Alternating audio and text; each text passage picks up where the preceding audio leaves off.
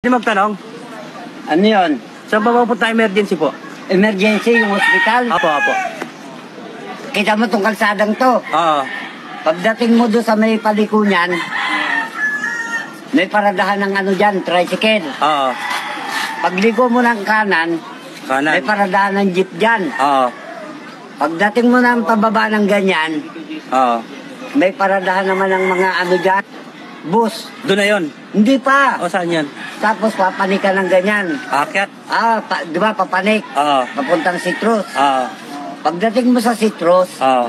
may paradahan na naman doon ng tricycle. Tricycle. Doon na yun. Hindi pa. Oh.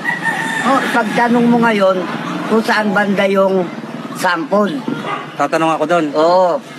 Tapos, Di, pag napagtanong mo, alam mo na yung sampol. pupuntahan mo. Oo. Pagdating ng sample, makakakita ka ng poste doon. Oo. Poste? Oo, poste yung lugar ko. Anong kinalaman ng poste?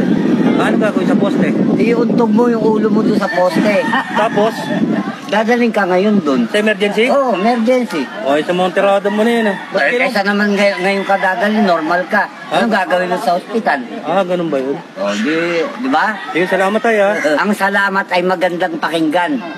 Ngunit di pwedeng pambayad sa gasolinahan. Tandaan mo yan at itanin mo sa isip mo.